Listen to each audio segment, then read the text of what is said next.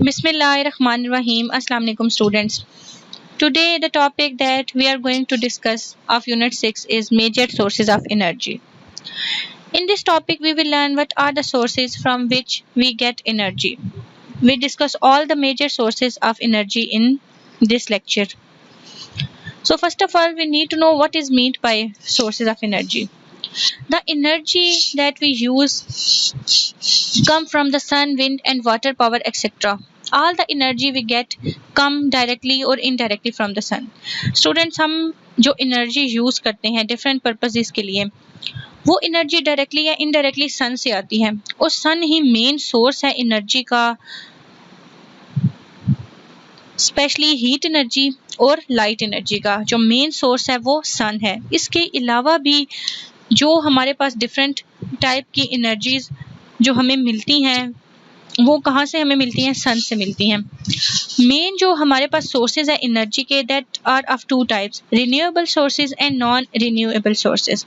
अब नेम से पता चल रहा है कि रिन्यूएबल सोर्सेज वो सब सोर्सेज हैं जिनको हम अगेन एंड अगेन यूज कर सकते हैं एंड नॉन रिन्यूएबल मीन्स वो सोर्सेज जिनको हम अगेन एंड अगेन यूज नहीं कर सकते। It is same like physical and chemical change. That physical change में क्या होता है कि बॉडी अगेन अपनी ओरिजिनल कंडीशन में वापस आ जाती है, like melting of ice is a physical change, but in chemical change the object और you can say the body will not come to its original position, like burning of paper. जब हम paper को एक बार burn कर देते हैं वो again renew नहीं हो सकता। सो इसी तरह हमारे पास रिन्यूएबल सोर्सेज भी हैं और नॉन रिन्यूएबल सोर्सेज भी present हैं। Okay, so first of all we need to know what is renewable and what is non-renewable sources. Renewable sources are all those sources that are easily replaced or available on perpetual basis if managed properly. Renewable sources सब वो sources हैं जो easily replaceable हैं, replace किए जा सकते हैं या अवेलेबल होते हैं हमें अगर हम उनको प्रॉपरली मैनेज करें, वो हमेशा हमारे लिए यहाँ प्रेजेंट होते हैं। अब नॉन रिन्यूएबल सोर्सेज सब वो सोर्सेज हैं जो लिमिटेड अमाउंट में है और वो बहुत जल्दी यूज़ हो रहे हैं, उनका रेट ऑफ जो यूजेज है वो बहुत फास्ट है और उनको रिप्लेस करना बहुत ज़्यादा मुश्किल है। इट मीन्स अगर एक बार वो ख़त्म हो गए, अगर वो रन आउट हो गए एक बार, तो उनको अगेन हासिल करना बहुत ज़्यादा मुश्किल हो जाएगा, बल्कि even it is impossible. So in this lecture students we will discuss what are the non-renewable sources of energy. So students, there are two non-renewable energy sources. First one is fossil fuels and the second one is nuclear fuel. So to discuss fossil fuel and nuclear fuel in detail, first of all we need to know what is meant by fuel. So a fuel is something that can be burned to release heat and light energy. Fuel एक ऐसी चीज है जिसको जब burn किया जाता है तो हीट और लाइट एनर्जी जो है वो हमारे पास रिलीज होती है और हमें तो एनर्जी ही चाहिए डिफरेंट पर्पसेस के लिए। सो इनकी मेन एग्जांपल है ऑयल है, कोल है और गैस है। होते ये फॉसिल फ्यूल्स हैं और इन अदर वर्ड्स हम ये कह सकते हैं ये बने ही फॉसिल से हैं। लेकिन फॉसिल फ्यूल्स क्या है? फॉसिल फ्यूल हमारे पास रिमेन है डेड एनिमल्स और प्लांट के।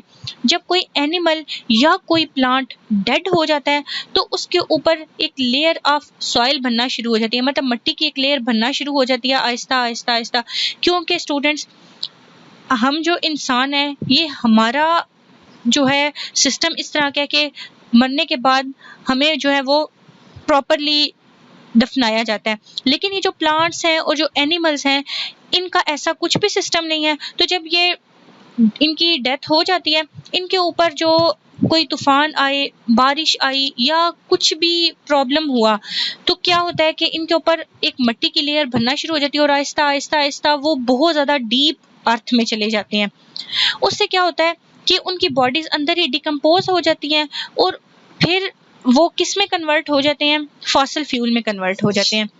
फॉसिल फ्यूल्स हमारे पास जो है ना हाइड्रोकार्बन्स हैं, compound of hydrogen and carbon. Okay, so 3 type के जो हमारे पास फॉसिल फ्यूल हैं वो कौन से हैं? कोल है जो कि एक सॉलिड फॉसिल फ्यूल है, पेट्रोलियम है जो कि लिक्विड फॉसिल फ्यूल है और नेचुरल गैस है जो गैसियस कंडीशन में है। ओके, तो इनको जब बर्न किया जाता है तो हमने देखा कि जब इन फ्यूल्स को बर्न किया जाए तो हमें बहुत सी एनर्जी मिलती है। अब फ्यूल्स जो है वो सब हमारी व्हीकल्स में यूज़ होते हैं, एरोप्लेन में, कार में, बसेस में, बाइक्स में, ताकि वो प्रॉपरली वर्क कर सकें, वो मूव कर सकें और उनके थ्रू हम अपना काम जो है वो सिंपल कर लेते हैं, ईजी हो जाता है हमारा काम। ओके, सो अगर जब हम फॉसल फ्यूल को बर्न करते हैं तो क्या होता है? जब हम इनको बर्न करते हैं तो ये जो एयर में प्रेजेंट ऑक्सीजन है उसके साथ कंबाइन हो जाते हैं। अब चूंकि ये हाइड्रोकार्बन्स हैं तो इनमें जो कंपाउंड है हाइड्रोजन और कार्बन है। अब वो जो कार्बन होता है इनके अंदर, वो एयर की में ऑक्सीजन के साथ जब रिएक्ट करता है तो वो कार्बन डाइऑक्साइड बन जाता है, जबकि हाइड्रोजन जब उस ऑक्सीजन के साथ रिएक्ट करता है तो वो हाइड्रोजन ऑक्साइड बन जाता है, जिसको हम वाटर कहते हैं, called water. While energy is released as heat in case of coal, हमारे पास जो है ना वो एनर्जी रिलीज होती है एज अ हीट। अब अगर in the case of coal आप देखें तो हमें जो केमिकल इक्वेशन दी गई है ये फर्स्ट वन इक्वेशन है in the case of coal. Coal के केस में क्या होता है, जब कार्बन और ऑक्सीजन रिएक्ट करते हैं तो कार्बन डाइऑक्साइड बनती है और हीट एनर्जी रिलीज होती है। लेकिन अगर in the case of oil and gas अगर हम देखें तो क्या होता है, हाइड्रोकार्बन जो है वो जब ऑक्सीजन के साथ, मतलब दोनों हाइड्रोकार्बन जो है जब ऑक्सीजन के साथ इनका रिएक्शन होता है तो हमारे पास कार्बन डाइऑक्साइड, वाटर और हमारे पास हीट एनर्जी रिलीज होती है, क्योंकि हमें एनर्जी की ही ज़रूरत है। अब आपने नोट किया होगा कि जब भी कार, बाइक या बसेस जब ये व्हीकल्स मूव करती हैं तो थोड़ी देर के बाद इनका जो इंजन होता है वो थोड़ा सा हीट अप हो जाता है, क्योंकि वो एनर्जी जो उनको फ्यूल से मिलती है उससे वो मूव करते हैं और वो जो जितनी एनर्जी वो यूज़ कर रहे होते हैं साथ ही साथ वैसा हीट एनर्जी भी रिलीज हो रही होती है, इसलिए वो जो बॉडी है व्हीकल्स की वो हीट अप हो जाती है। ओके, सो फॉसल फ्यूल को जब हम बर्न करते हैं तो वो एयर में प्रेजेंट ऑक्सीजन के साथ रिएक्ट करते हैं और उस रिएक्शन की ये केमिकल इक्वेशन जो है वो आपको नजर आ रही है कि कार्बन ऑक्सीजन के साथ रिएक्ट करता है तो कार्बन डाइऑक्साइड बन जाती है, और हाइड्रोकार्बन और ऑक्सीजन जब आपस में ओवरऑल रिएक्ट करते हैं तो कार्बन डाइऑक्साइड, वाटर और हीट एनर्जी रिलीज होती है। Okay, now we will discuss what is the usages rate of fossil fuel. Fossil fuel को हम किस रेट पे यूज कर रहे हैं? तो हम फॉसल फ्यूल को बहुत फास्ट यूज कर रहे हैं और डे बाय डे इनका यूज इंक्रीज से इंक्रीज होता जा रहा है और ये हमारी एनर्जी की डिमांड्स को पूरा कर रहा है। लेकिन अगर हम इसी तरह इनको यूज करते रहे, दे सून विल बी एग्जॉस्टेड, एक टाइम आएगा ये बिल्कुल खत्म हो जाएंगे। और अगर ये हमारे पास खत्म हो गए तो क्या हो गया, क्या प्रॉब्लम्स हमें फेस करनी पड़ेंगी अगर इनकी सप्लाई एग्जॉस्ट होगी तो हमें, अगर इनकी सप्लाई एग्जॉस्ट होगी तो पूरी दुनिया को बहुत सीरियस एनर्जी क्राइसिस का सामना करना पड़ेगा। तो फिर क्या होगा, वो फॉसल फ्यूल हमारी एनर्जी डिमांड्स को इन द फ्यूचर नहीं पूरा कर पाएंगे और इस तरह हमें सोशल और इकोनॉमिकल प्रॉब्लम्स को फेस करना पड़ेगा, स्पेशली अपनी कंट्री के लिए, जहाँ जो हमारी कंट्री है दैट इज़ अंडर डेवलपिंग। सो हमें बहुत ज़्यादा प्रॉब्लम्स फेस करने पड़ेंगे अगर इनकी जो सप्लाई है वो एग्जॉस्ट होगी। सो हमें क्या करना पड़ेगा, हमें ऐसे मेथड्स को यूज़ करना पड़ेगा ताकि हम फॉसल फ्यूल को सेव करें। और वो हम किस तरह कर सकते हैं, हमें इनको वाइजली यूज़ करना है, मतलब बहुत तरीके से हमें यूज़ करना है। जब अगर इनकी ज़रूरत नहीं है तो फिर हमने इनको वेस्ट नहीं करना, और साथ ही साथ हमें ऐसे एनर्जी सोर्सेस को डेवलप करना है जो हमारे फ्यूचर में हमारे सर्वाइवर के लिए हमारी हेल्प कर सकें। मतलब हम सारा का सारा इन सोर्सेस पे रिलाई ना करें, क्योंकि ये सोर्सेज जिस तरह तेज़ी से यूज़ हो रहे हैं अगर ये ख़त्म हो गए तो बहुत प्रॉब्लम हमें फेस करनी पड़ेगी। इसीलिए हमें साथ साथ न्यू एनर्जी सोर्सेज को भी डेवलप करना पड़ेगा ताकि फ्यूचर में हम सरवाइव कर सकें। ओके, अब जहाँ पे इनके ये एडवांटेजेस हैं, ये फॉसल फ्यूल हमारी बहुत हेल्प कर रहे हैं, हमारी एनर्जी डिमांड्स को पूरा कर रहे हैं, साथ ही साथ इनके कुछ हार्मफुल इफ़ेक्ट्स भी हैं, इनके डिसएडवांटेजेस भी हैं। और वो क्या है कि ये जब बर्निंग इनकी होती है तो ये वेस्ट प्रोडक्ट को रिलीज करते हैं, और वो वेस्ट प्रोडक्ट कौन सी होती हैं, कार्बन मोनोऑक्साइड है, और इसके अलावा भी बहुत सी हार्मफुल गैसेस को ये रिलीज करते हैं जिससे हमारा एनवायरनमेंट पोल्यूट हो जाता है। और ना सिर्फ हमारा एनवायरनमेंट पोल्यूट होता है, ये बहुत सी हेल्थ प्रॉब्लम्स की भी वजह बनते हैं, जैसे कि हेडेक, सर दर्द, टेंशन, जो डिप्रेशन हो जाता है, हमें नौजिया, मीन चक्कर आना, एलर्जिक रिएक्शन, बाज़ औक़ात हमें एलर्जी हो जाती है। और जब कहीं पे अगर बर्निंग हो रही हो तो हमारी आइज़ में इरिटेशन होना या हमारी जो है वो स्किन पे कुछ प्रॉब्लम हो जाना, इसके अलावा नोज एंड थ्रोट मतलब हमारे जो नाक और गला है इसमें भी काफ़ी प्रॉब्लम्स आ सकते हैं, इसलिए इनको प्रॉपर वे में यूज़ करना चाहिए ताकि ये प्रॉब्लम्स ना हो।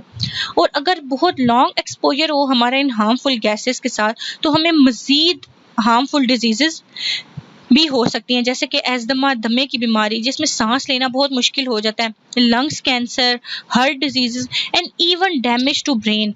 अगर ये गैसेस लगातार हमारे साथ कांटेक्ट में आती जा रही हैं तो हमें ये बहुत डेंजरस डिजीज़ भी लग सकती हैं और हमारी बॉडी के ऑर्गन्स भी डैमेज हो सकते हैं। ओके, जहाँ हमारे पास इनके एडवांटेजेस हैं, हमारी एनर्जी नीड्स को ये पूरा कर रहे हैं, वहीं पे हमारे पास इनके बहुत ज़्यादा डिसएडवांटेजेस भी हैं।